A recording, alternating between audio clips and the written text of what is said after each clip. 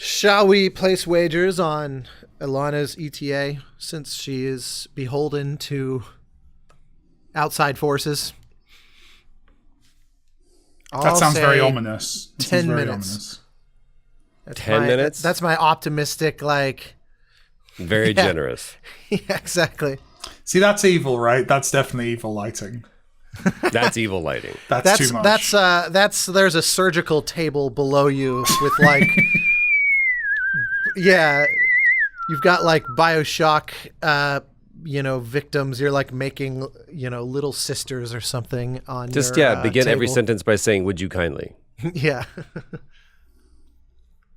There you go. There you go. Better. That's okay. Always a little risky with the light source coming from below, though, regardless of color. Yeah, I'm thinking that. I'm thinking I'm going to adjust some things, get a better fill. Is this the world's brightest keyboard backlight? Why is my internet connection unstable? It's my keyboard. My keyboard's just glowing up at me. No, like if you actually look to see what you're typing, you'll go blind. It's like a little hue pillar, but I'm thinking about getting a couple of them. And so I used to use a ring light. Anyway, this is not the content people are here. This is the A+ quality. This is. Are we glitching for you, Troy? Yeah, I just changed my... Continuing in the path of incredibly boring conversations, I just changed over my router. Your router. I got my router rooted. And for some reason, ever since I did, it's just, it's been a little glitchy. Isn't that weird? It's strange because you've been, for me, I've seen no hiccups. That's why. Yeah, it's the incoming. When you kind of frown like you're losing the signal, it's funny because it looks like you're reacting to absolutely nothing. Or everything we're saying. That's a sign of a right? good actor. I'm reacting to nothing. Yeah. True. I'm that good. It's like in Friends where Joey's acting advice is if you need to look serious, try dividing 7,025 or by 26. So he's like, timeless acting advice. Solid. That's a show. So here's something that's that I thought was fascinating, and there's probably nothing really to talk about with it, but I just was curious your reactions. It's a shame Alanah isn't here because I'm very fascinated by what she'll say to this as well. Did you see that the adult who was a newborn infant on the famous Nirvana cover is now suing them for exploitation? No. Really? Whoa. 2 days ago. This guy, if I'm not mistaken, and So did somebody he looked not this catch up. the dollar? Did he not get to the dollar? Yeah, exactly. And That's then what it is. that was his pay. He redid the photo. I think he has multiple times as an adult. I think he's done like proper photo shoots recreating this, this as an adult, which is one of those big red flags of like, this is smacks of total opportunism. But here's the thing that really to me was so fascinating is it's really hard. You know me, I'm always about what's the most charitable read on something, never leap to conclusions ever, no matter how damning something might look at the outset. There's always more to the story. There just always is.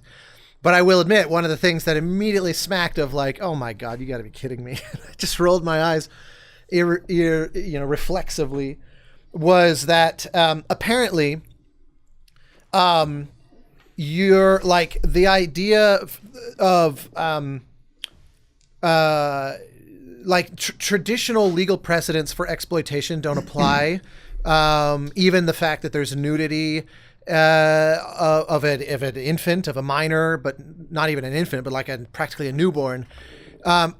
Most of the things that might flag that as child pornography or something that would potentially give you grounds for a lawsuit don't really apply. Obviously, I assume obviously I didn't actually like check this as my due diligence as if I'm a PI, but We're just scientists. We're not lawyers. yeah, exactly. Yeah, come detectives. on, man. Come on, Let's keep it within the bounds of reality. My assumption is that podcast ever, really. Can is. you also, Mike, if we can be further on brand, if you wouldn't mind, when you say, "My God, Jim, I'm a scientist." I bet you've got a better impression than me. My God, Jim, I'm a scientist, not a lawyer. There it is. So yes, presuming the The legalities of that. presuming their parental consent and all those ducks being in a row, here was the twist on his case. that I just thought, you've got to be kidding me. Like, this seems like he just kind of is hard up for cash. And I hate, to make judgments, but the claim is that because contextually the baby is reaching for $1, which, bear in mind, it was photoshopped afterward. That's not like it wasn't a practical dollar in the shoot. Like, that's after the fact. At least that's my understanding. Your Honor, Photoshop did not exist at the time, therefore... Well, you know what I mean. Opposing counsel is like... Well, you didn't say that, though, did you? Well, good thing we're not... Sorry. I see you're excited by the legal sunglasses. He's not actually a time-traveling photographer. High school debate club situation here. Yeah, sorry, carry on. Apologies. So his argument is because the baby is reaching for $1, he was now a sex worker and unduly compensated or something along those lines, or it constitutes exploitation of a minor by essentially portraying them as a sex worker, something in that vein. And the crazy thing was suing every member of the band individually, including Courtney Love is apparently the executor of Kurt Cobain's estate. I did not know that. I guess that shouldn't be a surprise, but she's being sued as part of it. And then there was also someone else in the suit where the article made point of saying, like, as a side note, this person wasn't even in the band at the time of the photo being taken, so it's odd they're being sued as well. Or it was like a producer who didn't have to do with that album. Whatever it was, everyone. But here was the other part that was fascinating. The suit was all those people $150K a piece. And I thought, all this for, if let's say he gets everything he's asking for, it will be under $1 million. And maybe I'm just jaded by our world of every lawsuit is like for, Dr. Evil, $100 billion. But I just thought, as far as cash grabs go, it's not the most ambitious, despite the seemingly I don't think it's about the money. Nature. No, this feels like this doesn't feel like, that's exactly what I was going to say, Troy. And this feels like statement. I feel like he got high with a friend of his that has a law degree that just got out of law okay, here we definitely, yeah. And he's like, you know what we should do? And it feels, it smacks of someone going, the whole of my life, I have been defined by this one picture. And now that picture no longer, like, you can't go to a bar and go like, hey, you like naked babies? No. Oh, shit, that used to be my pickup line. Wait a minute. So how can I redefine myself? Because there's no way no one's going to go, hey, man, are you the kid from the Nirvana? Like, there's no way, right? There's no way someone could recognize him from that. Yeah, exactly. So he has to constantly be like, I was the kid in the pool in the Nirvana. And he's taken photos to restage it, which is further bolstering your point. Like, so he it's like, wait, he all obviously of a doesn't have sudden? shame about it. Yeah. This just feels like I'm trying to stay relevant. I'm trying to stay, and now there's a whole new angle for me to take. That's by the legalities of it, like whether there's actually a case. Like, it's one of those things where I wonder, do you guys watch like the Legal Eagle videos? Have you ever seen those? No. Quite funny there must be YouTuber a who does loss. like lawyer stuff. I'm kind of fascinated by what the lawyer kind of take on this would be. Apparently it all hinges on this sex worker. Right, but what is the loss? There must be a loss. There must be an ability that loss must be attributed to the person that you are suing, and there must be an ability to pay. So two of those three, you can find. But what's the loss? Mental anguish? That would be, I guess, that would be the argument that it's a crime in the. That's immediately disputed, though. I thought it was framed as exploitation of a minor on the basis of portraying them as a sex worker or something along this line. I'm sure I have the details of this wrong. Yeah. Oh, yeah. If you're going to look it up, great. I was going to segue. I was going to say, so who's the most famous grown-up baby any of you have met? I've got one. That is a hell of a segue. Peter O'Toole. Not a baby. Peter O'Toole. I mean, technically, if you knew him as a baby, you have aged like to be the clear, finest the baby, of wines. The baby, I would say a qualifying thing here is the baby version of them has to be the most famous version of them. The most famous baby has to be the most famous. Peter Billingsley. I would say Peter Billingsley is the. So which baby was he? Christmas Story. So he's the kid in Christmas Story. Oh, so he's the guy in Spider-Man as well. Then he's the. Yeah, so he's the scientist, right? That goes way back because that's Iron Man, right? He is in the Jon Favreau. Click. Yeah, who's the other Swingers? guy? Yeah, but who's Vince Vaughn. Vince Vaughn.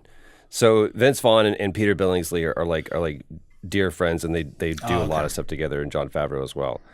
I met him. I didn't realize he was. It makes sense, but he was.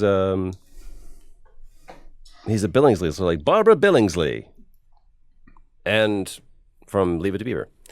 Who else would there be? I mean, Trying to think. Ashley Johnson, child actor. You know, Which I didn't know. Someone pointed that out to me the other day. I'd never put Ashley Johnson together with like childhood Ashley Johnson. I'd never made that link of those two people. Mine is I met the babe with the power. What power? The power of voodoo. Power of hoodoo? Voodoo. You do. Oh, I messed it up. I messed that up. I apologize. I did. He works with puppets still. He was like the kid of someone who worked on that, like, and he's now like, he worked on. I visited the set of the Netflix Dark Crystal show, and he's still there making puppets. It's awesome, and he was introduced to me as the babe with the power, which is what power? Cool. The power of voodoo. Hoodoo? You do. Remind me of the babe. Oh, I'm trying to think if I have a good one to add to this. I think the closest I've got. He wasn't a baby, though. He was probably 18. So he was mid-30s. 27-year-old. Yeah. My answer is, how old were you, Troy, when you did The Last of Us? Man-child. That counts. My answer is he was one of the Lost Boys in Hook. I think he was below the age of 10. Oh, okay. Dante Bosco? No, James Matteo, who was later, he was in Band of Brothers as an adult. That's right. But he was a young kid. And he's done a bunch of other stuff as well. And he's as far as like a noteworthy child actor friend, he's the only thing I can come up with right now. Very lovely guy. I know the most famous baby that You've won? Jesus Christ. Oh. I went to NYU concurrently with the Olsen twins. They're pretty famous babies. Both of them. I never crossed paths with them, but I'm There's still only going to one. hang on to that. There's only one Olsen. It's moving really fast. It's What's true that how the from? whole Is that Last Is it Olsen, Stephen right? Colbert's thing? It's a Stephen Colbert thing. Okay. Yeah, it's only one. Oh yeah, that's right, man. I missed that show. You know what I miss? I miss Alanah Pearce, because otherwise it just becomes the three of us Talking about babies. talking about bullshit that doesn't matter about anything. Famous Best naked games babies. podcast there is. There really Especially is. when there's you gotta spin it off. By the way, I am the host, so I get to say what happens. Can I around mute you? here. Not a chance. Shit. I am in control. Although, I don't know if anybody saw this, and I mean the Sam Lake posted these pictures of him wearing these shirts, and he was like, "Hey, by the way, these shirts are for sale." And I was like, "Click!" Oh, breaking shit, because I want to. It's so weird. I can't look at him and not just like. I can't pass him as a human being. I've seen when I've seen him like at events stuff. My brain just checks out and goes. That's Max Payne. Like he turns into a low polygon character in front of me. My brain just cannot. Yeah, it's just it's the coolest thing ever. I'm like, you have the most. You are a character. You're not even, and he's such a lovely human being. But he's just, and especially if you ever hear him speak, it's like no. There's this story that De Niro famously has always used the same person in Italian to do his own dubbing. And there was one movie where De Niro was like, I want to do my own dubbing. I want to do my own Italian. And so he did. And the movie got panned by Italian critics. They were like, who's the awful guy with the shitty voice doing De Niro? Because they had always heard this thing. So like seeing that face and hearing a different voice come out of it's like, that's not what happened to you. You're weird. Don't do this. That whole subject is so fascinating to me, of the whole dubber because I never had as much appreciation for that until I started dating Angela, because she, like growing up watching The Simpsons, it was always dubbed in Spanish. So once she reached an age in life where she was going to Comic-Con type conventions and stuff, in the Latin American world, it was not uncommon that those dubbers would be the kinds of folks, those actors doing the re-recordings would be the people there.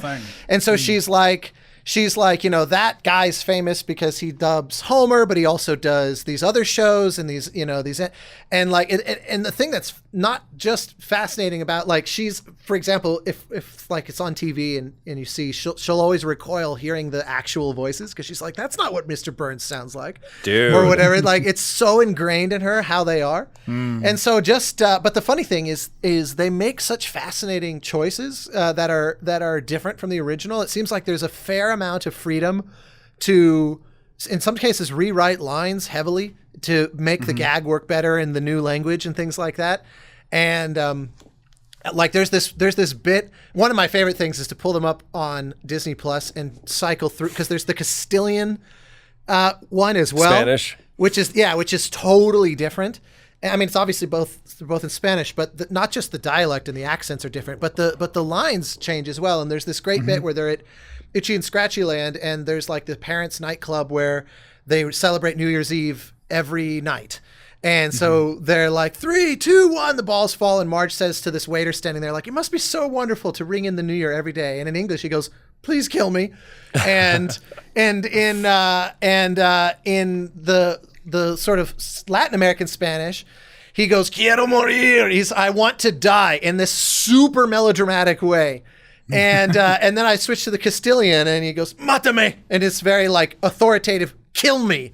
And it was like, I'm endlessly fascinated by these little judgment calls that are made, and knowing that there's this whole ecosystem of actors and casting directors, and we're so oblivious to that. I mean, Troy's been on the other side of that, right? Troy, for the work you do, right? I cut my teeth English doing language anime. voice. Yeah. Funimation, like one of the first gigs I ever got was for a show called Detective Conan. And it was about this kid this detective that gets shrunk down to a kid, and I'm the one that did it to him.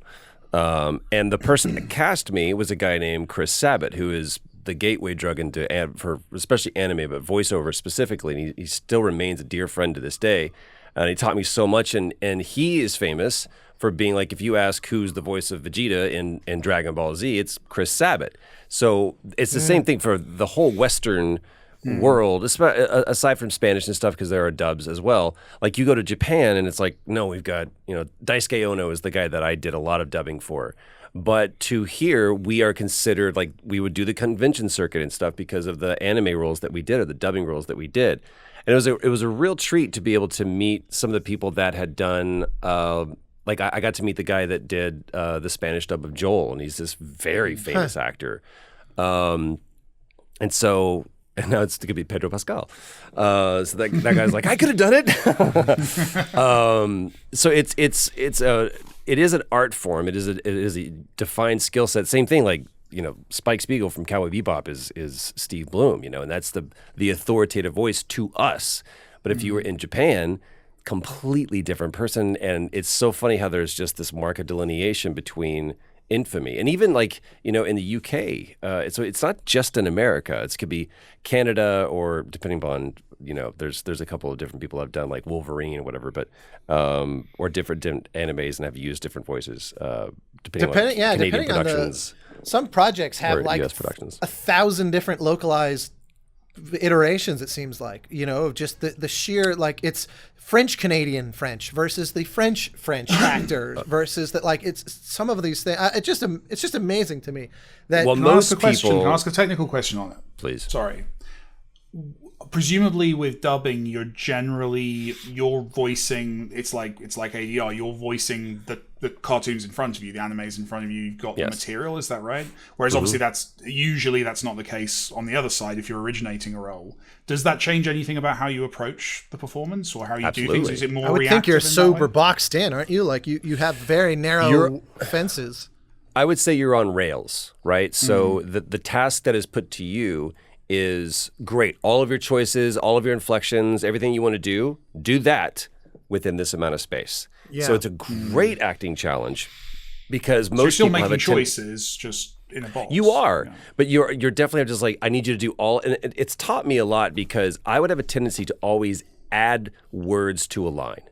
And I still do it to this day. And there's a lot of actually, as a writer, how can you distill this down to its quintessence? So like in a performance, if the line is, let's go, I would always have a tendency to be like, look, come on, let's just go. I'm like, let us go hither onto yon hill. All of that you're doing, I need you to take all of that and I need you to just put that into because the reason why you're saying, look, because you're trying to get their attention, you have a bit of hesitancy. That's great. Instead of using words, put all of that and distill it down to, let's go.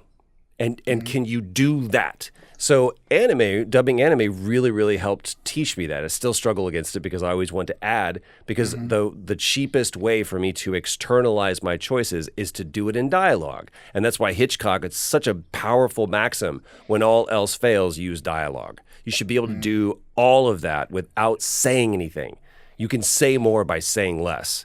So... For sure. And the way that they do it in Japan is different as well, because everyone has, and maybe this has changed, and someone could clarify this for me, but as I understand it, there's a screen with the script, and all of the actors are there, and when it is your turn, you step forward, and then they step forward, and it's like all color-coded. So it's very, very uniform, as opposed to the way that we do it. What actors are brought in one by one. Sometimes you get to hear just the Japanese version. Sometimes you get to hear the rest of the cast to be able to play off of, so that everyone's kind of in the same space.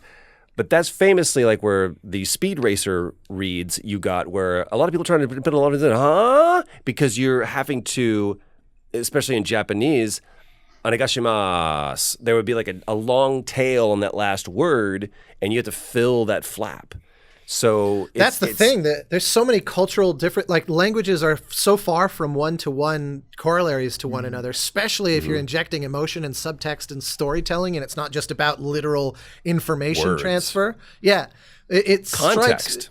Yeah, it seems like it's a it's actually a thing that, like, when the first time I remember like taking a trip out of the country fairly young, and you turn on the TV and you're like in a hotel, and you turn it on and you see Star Wars and it's all overdubbed. It feels like you're looking at this weird imposter, like, until you understand anything about how the world works, and realizing when you see cable news in America for the first time, it's like, wow, that's news. Okay, are these people for real? That's a separate problem. Separate problem. I remember watching DuckTales in Germany when I was 13 years old, and I was like, wait a minute, because I knew the episode. It's kind of like that scene in Home Alone where they're watching It's a Wonderful Life, but it's in French, and you get to see the super hammy performance by, what's his name? Oh my God. It's Jimmy just Stewart. interesting because we are also not, like in the US generally, anime represents an exception to this. Most of the time, we watch things with subtitles when we watch non-English language. Like, you think of the most successful films out from abroad in the U.S. I think are still Crouching Tiger and Amelie. There's certainly two of the most successful, if not. They broke their records at the time. What's the anime? There was an anime that came out like over Christmas that did was it not Demon something? No. Demon Hunter? So there was a new anime that came out. It's gonna be in the comments like recently? 50 times. Recently, like over Christmas, that I think it definitely. Well, I think it'd be wouldn't Amelie. even be able then. I mean, because I'm talking about like 200 million theatrical gross. I think there was, like, genuinely there was one. I need to look it up. During the pandemic? How's that even possible? Because it was a niche audience. Fight. It was there for like 6 months because nothing else was being played. So it's a weird kind of... I'm going to have to look this up. I'm fascinated. I hadn't heard about this. If you would like to be a fact checker for Play, Watch, Listen, email Austin Wintry at... Oh, why does this have to be my... because last week you were like, hey, by the way, I haven't seen anybody. I didn't see a single Demon Slayer. Alanah Demon Slayer green screen. Yeah. It had a worldwide gross of 500 million. Holy hell. And I'm just going to look up the US for you. That is, by the way, pesos. 500 million pesos. That's right. Australian dollars. Australian dollars. Exactly. Sort of less worthless. Less exciting. That's the kind of thing we do when she's not here to defend herself, right? Go on then, Troy. Don't make fun of us. Getting better. On us away. All right. U.S. gross 47 million. Oh, okay, that's wildly under. I think where I got confused. I think it's the highest grossing anime. I think it was the highest grossing anime. That's where I went wrong. So I think it beats like Spirited Away and stuff like that. Wow. Studio Ghibli. Yeah, that's interesting. Point being, I'm sure that if you went and saw it in theaters, I would think at least it is subtitled with the original performances, because that tends to be the default position for the way we watch things from outside, which is why it was doubly disconcerting as a kid to see, like beloved performances, Harrison Ford and these like iconic, just every last little nuance scorched into my brain. And then you see another actor and having to do what Troy was just describing, where they're doing it in a narrow confines of the timing and, oh, hey, look. I was off by 16 minutes. What was it Troy described? It was fitting the flaps, right? Fitting the flaps. Yeah, you got to fit it in the flaps. That's it. That's a t-shirt. Fit the flaps. Fit in the flaps. We're the fourth beep. What? Oh, can't hear you. Silent. Because, What just happened?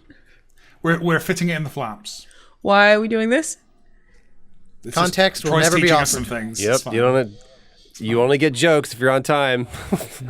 And we're doing it again. So here, I want people to understand, we say this with all earnest. I genuinely want someone to come up with something clever. Nothing, by the way, if you're going to just in general, you're going to do something shitty, you're not going to get seen, so don't worry about it. But if it's something clever that you could do with the green square of Alanah, the offer still stands. We will match the whatever ridiculous amount. We got to talk about that offline. Nope. But it would be better if the chair was also green. I feel like you can only do so much. Fucked up. You can do a lot, man. You can put that Razor sponsorship. That's what it is. Yeah, that's the trick. Oh, sorry, tried. I literally just noticed the chair. Yeah, he does have that. That is a thing. I feel bad. That's kind of. They were kind. They were like, "Hey, man, your chair sucks." I was like, "It does." They're like, "Would you like one?" I was like, "I would." They're like, "Here you go. Do you want anything?" Yeah, because you're in between jobs. They had to give you a free chair. Falling apart. I was like, guys, I can't afford these things. Yeah. Taking anything I can get. Yeah. Did you guys already talk about 12 minutes? No. We haven't talked about waiting for you. Yeah, it's basically the first 25 minutes of this is optional and cuttable, probably. Great. We did talk about the Nirvana kid suing Nirvana 30 years later, accusing them of making him into a sex worker. You missed that. Wow, I didn't know about that. Yeah, it's just this week. But no need to drag you through what is probably a ridiculously pointless story. Let's get your thoughts on 12 minutes. I saw you did a video, I think, right, about it? I didn't see it, so I don't know. Did you already? I did not. No, I have not done that. I thought you did. I thought you uploaded something, or were you stream it? I tried to stream it and failed, so it was like maybe 6 minutes of a stream. So in other words, when you try, that's impressive. 6 minutes of a stream sounds like an Edie Brickell song. By the way, I guess sometimes I open at exactly the right moment. I literally one time refreshed YouTube right as you uploaded something, because it showed up as 0 views on one of your videos, and I thought I hit a target that is 1 millisecond. I love doing that, but I love doing it like a week later. I love to just be the clueless guy that shows up first. You are the 7,000th comment.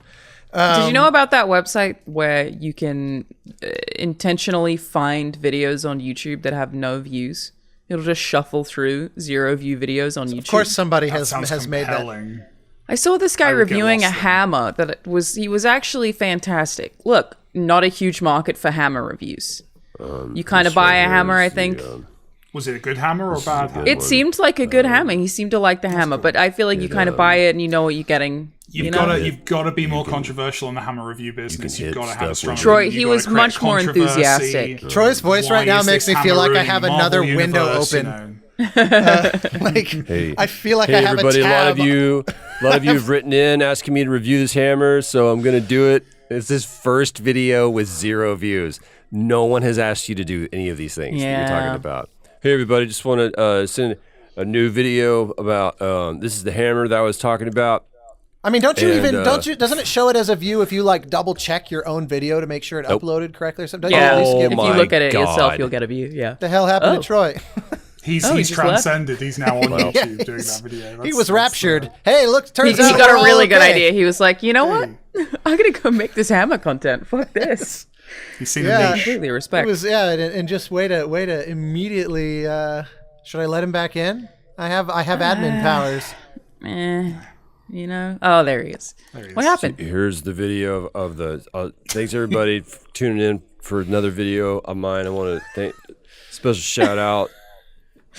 I'd watch that too, though. I like his character. Jack 69 of appreciate your I have comments. mute powers. I'll remind you. Make sure to smash that like and subscribe button.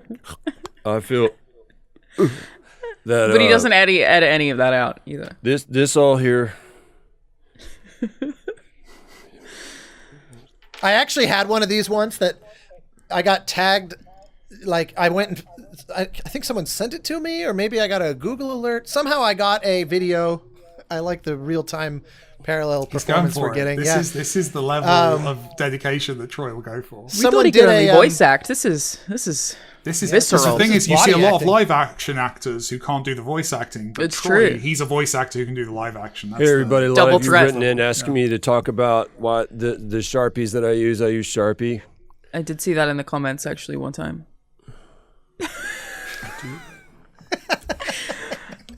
Can you just hold position in this blurry too close for the rest of the episode? While Troy prepares his next review. Hey everybody,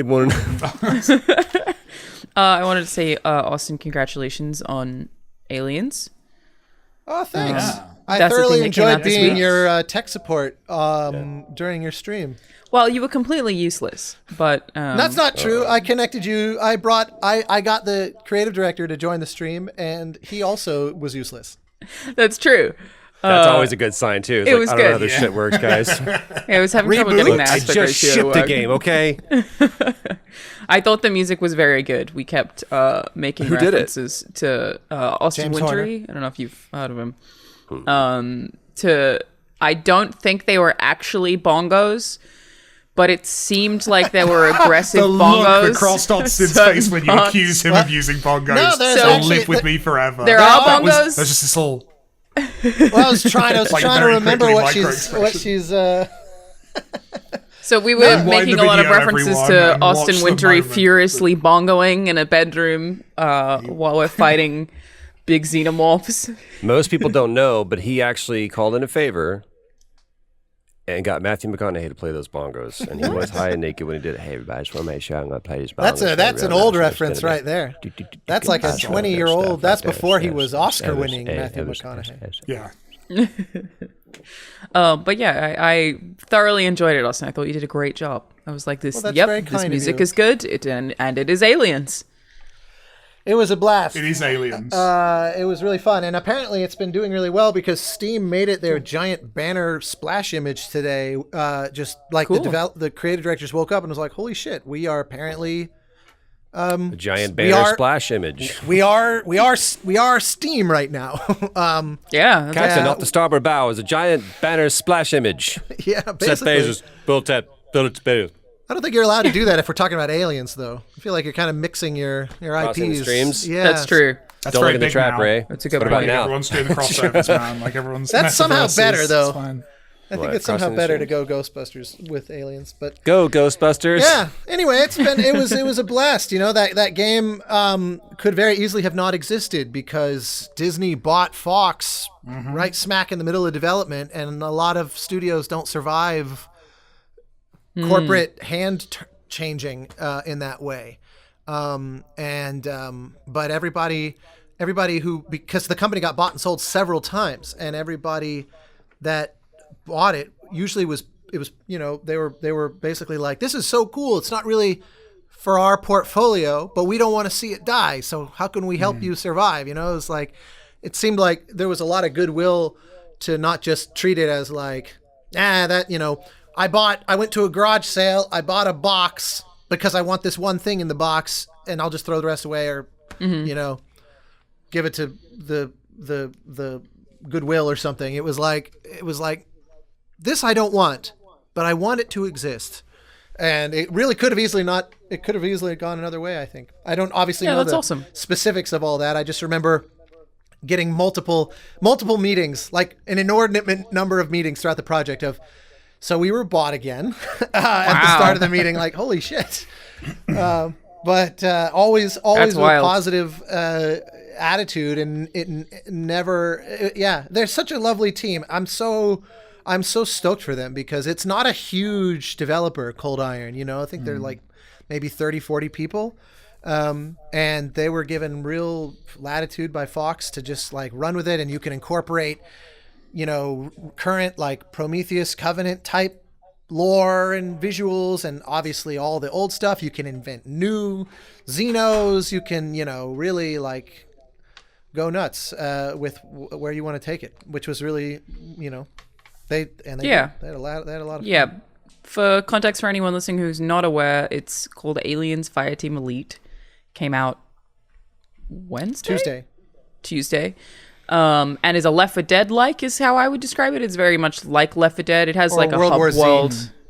Has a hub world that is a bit more elaborate than actually either of those games. I don't think World War Z has a hub world, though it does do loadouts. And you liked the kind of you kept hearing the music in the hub in the hangar. It was like this, like it's like there were two guys listening to some kind of jukebox or something, but I couldn't locate the source of it and I didn't know what it was. That was one of my ideas that I pitched to the developer. Originally, the idea was, can it be coming out the back of the dropship of like it's like the pilots, like pump up, like I'm about to go, into hell, and so I said I want to do a very kind of Nine Inch Nailsy sort of grungy thing for the hangar. And the cool thing was, at the end of the Pathless, I did this composer competition where I put out a stem of the music and basically said anybody can make anything they want out of this, and I'm going to poke through the ones I like and find a way to collaborate. And there was this one young girl who did this really kind of interesting remix of it. And so when I was finishing Aliens, I sent her that piece that I'd written for the hangar, and I said, take this and do anything you want to it, like completely turn it into a new piece of music. So if in the hangar, it goes back and forth between the two versions. That's cool. That's fun. And yeah, she did an awesome job. And very cool. She's very young. She's like,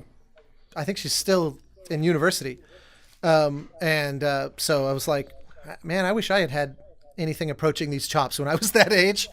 I didn't know anything, especially about production, but anyway, so in the approximately 12 minutes that I have before I have to leave. 7.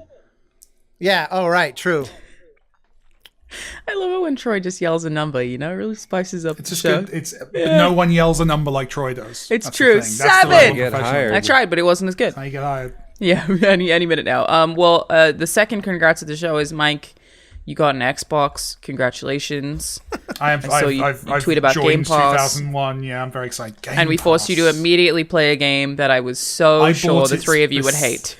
You were correct, but you did. Yeah, I bought Xbox specifically because you told me to. That's genuinely why I bought Xbox. You spent $500 just to buy 12 minutes. Moneybags, Mike. You do realize the game is longer than 12 minutes, though, right? Did you give it only 12 minutes? I went 14 for the credits 14. As well. I actually completed it in like the first loop. Instant kind of speedrun champion of the world. It was really easy. Didn't even have to, spoilers, drug and torture your wife. That's great. That's great. That's a choice. Yeah. I think everybody should play this game. I actually completely agree. I agree also. Yeah.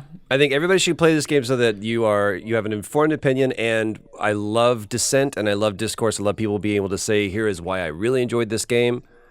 I think that to me, it's more of a fascinating conversation about the development of a game and the process by which an independent developer works with an independent publisher and the relationship, because I want to know the story of how that happened. Contextually, as I understand it, that game was in development for years, a long time. It's basically I want the to one know guy, as I understand. one person. Yeah, I want to Louis know Antonio? what those conversations were like. I want to know when and why the choice to have Willem Dafoe, James McAvoy, and Daisy Ridley. That I literally texted a friend of mine. I was like, "Dude, is this you in 12 minutes?" He goes, "What?"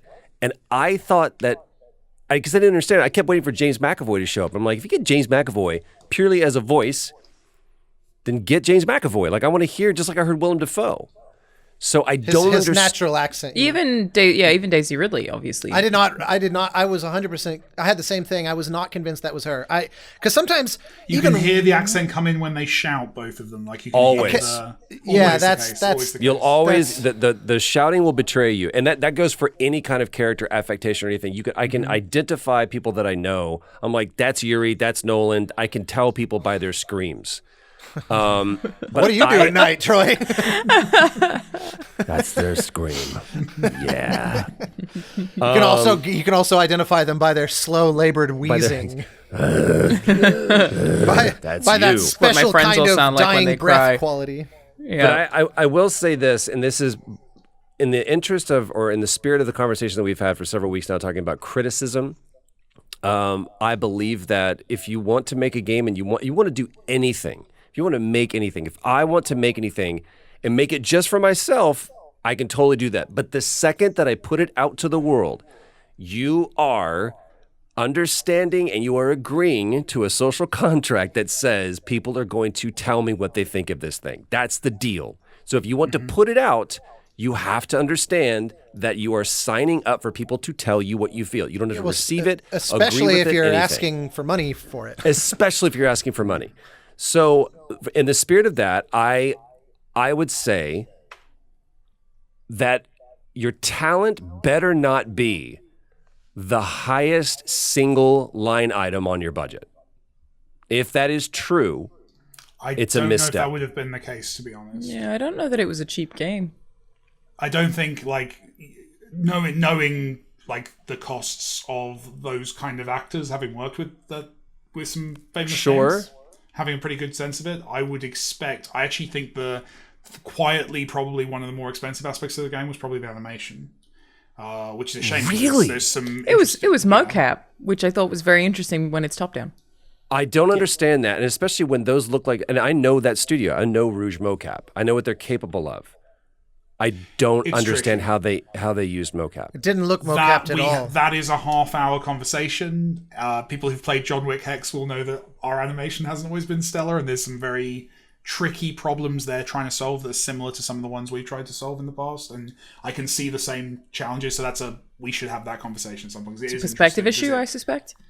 It's a combination of perspective and also just use case. Like there's a lot more you can hide. The perspective definitely like reveals a lot of problems, but also just in terms of non-player directed movement is tricky. There's lots of things. We'll have a chat about that because that is technically fascinating. I think there are things that are also going to look awkward automatically when you are interrupting other people all the time. Like the other two, you constantly interrupt when they are mid-animation or they interrupt you, and thus it automatically looks awkward. It's a little bit like kind of if people remember like the original Oddworld, where like those animations would play out in a very like basically you had to watch the entire animation. Like it wasn't reactive in the way that most games are. The original Oddworld, it's that same kind of problem, but it's also just in terms of things like foot planting, which remains just an incredibly tricky thing to do, especially in small spaces and without much movement. You can hide a lot when everyone's like running really fast or there's lots of motion in the scene otherwise.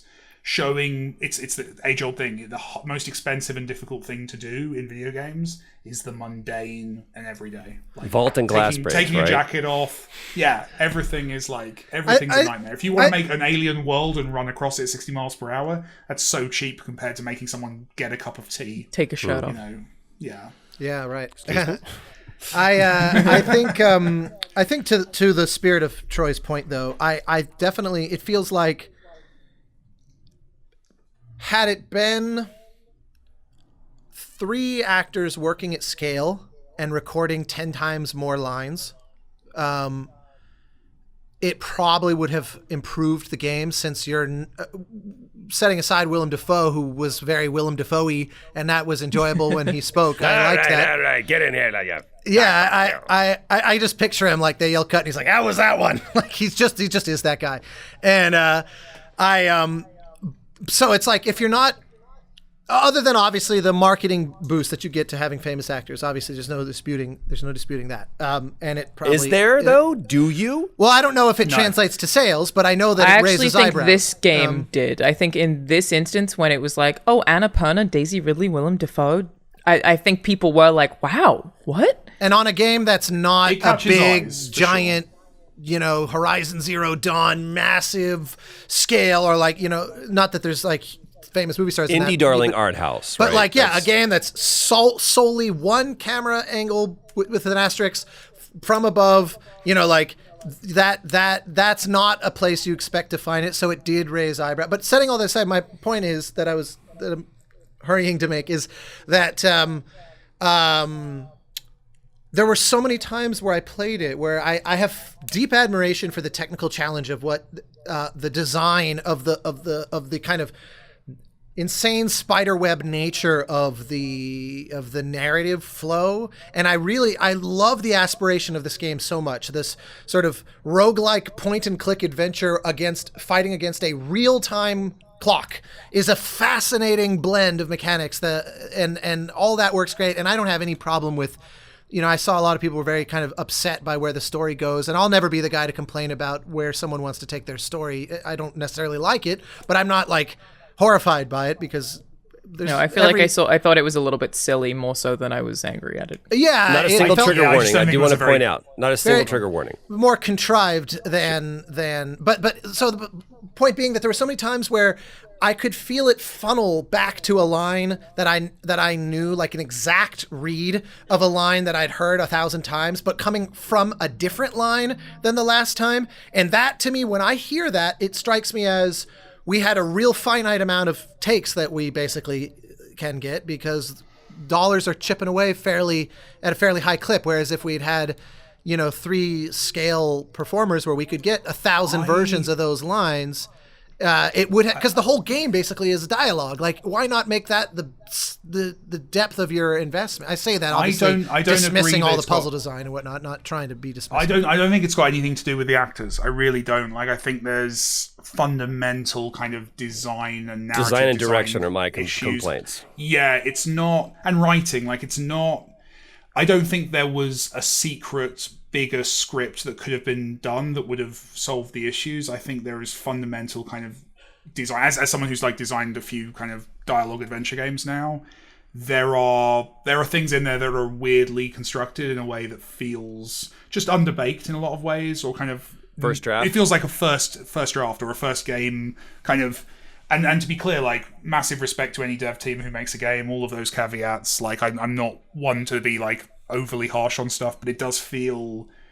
Yeah, from a narrative design point of view, it just feels like there's a lot of things that could be tweaked. I think as well, the console version, at least the version I played, was really buggy, which kind of instantly kind of put me on the back foot. Like, it's... Like, with little, like, UI stuff that was surprising to see kind of not working. Could you not play it on Steam?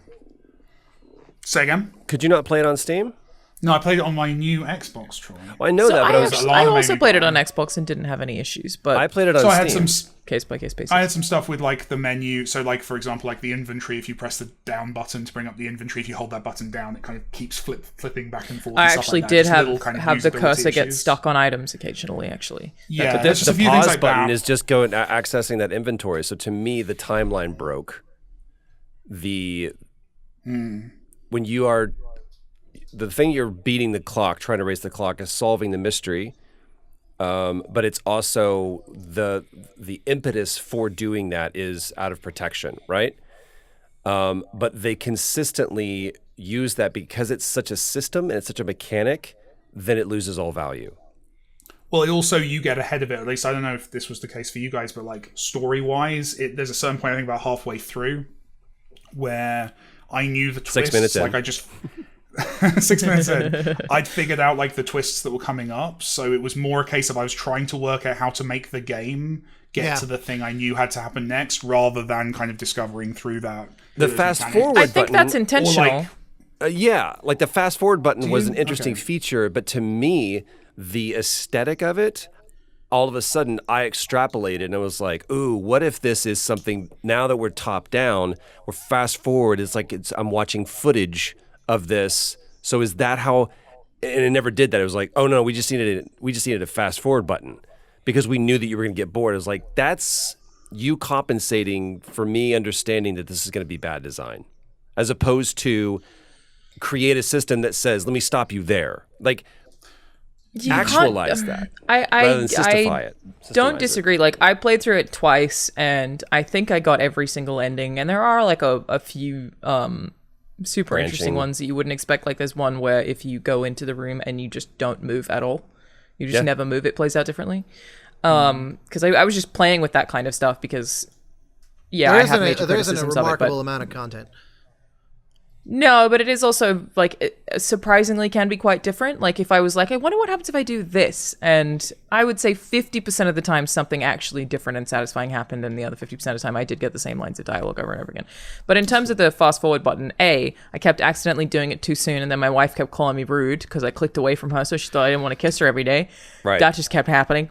Yeah, but B, I don't think it's like it's trying to prevent you from getting bored, when I feel like the narrative meets design there is actually very good, in that if you're stuck in a time loop, you are going to get frustrated. Well, I also think the biggest problem, the one that maybe Troy's reacting to there, is that for a time loop, if you look at most time loop fiction, you've got in the time loop, even like obviously in Groundhog Day, you're not watching a real day play out in real time, but you are seeing a sequence of like 20 or 30 repeated events, and you're seeing a character navigate those repeated, he steps in the puddle, he does this, he does that, there's gust of wind. In this game, there's really only one consistent, like, unavoidable event, which is the knock on the door, right? Yeah. And therefore, mechanically, there's a really interesting constraint to that, like, essentially you spend a lot of the game waiting for the door, right? Like, I think that's one of the things that immediately jumps out to me as something like I'd love to see kind of explored in a sequel, or someone taking this idea and going further, like, looking to the two things that I think make something like Groundhog Day or Source Code or whatever interesting, which is, one, like I said, multiple events that are happening outside your control, so you're kind of working out how to navigate a three-dimensional kind of time, or a two-dimensional timeline rather than just a one-event timeline, which is what we've got here. The other thing I really wanted to see, and I think would have gone a long way, and I've heard actually other games that have come out with time loops recently have done this, is the idea of grokking. So the idea of, like, in real life, you don't think about the process of walking to your local store and buying something. You autopilot, essentially, once you know how to do something. And you see this all the time in time loop movies of, like, they'll start to montage things, they'll start to show you the kind of that being fast forwarded. How many times did you lay the table for dinner in that game before you realized which is not fun, navigating and also which doesn't you don't have make to sense. do it either, which is Why annoying mugs? once I realized. No, you don't have to. Yeah. I have that to kind run. Of thing where it's like you could just say, automate that. Oh, sorry, go on. Yes. I have to do the same thing. I have to go do a panel, and I'm holding them at bay only so much longer. So gotta run. Wait, you're in a live event right now, and you're keeping an audience waiting. I mean, it goes live in 12 minutes, ironically. Wow, there you go. Yeah. So someone's going to knock on your door in 6 minutes, but nothing else is going to happen. Yeah, I just have to call his daughter, and yeah. We should have a longer chat about this. Mike, you really, I would love. You've exposed that some of my guesses about why certain things were the way they were being potentially wrong really interests me. So let's definitely talk about this again next week. Sorry. Oh yeah. To have to talk about the pain to of bail. mocap. Let's do it. No worries. Yeah. But since you were the host, Austin or Alanah, do you want to do it? Hi everyone, thanks for watching Play Watch. We'll see you next week. Bye. We nailed it.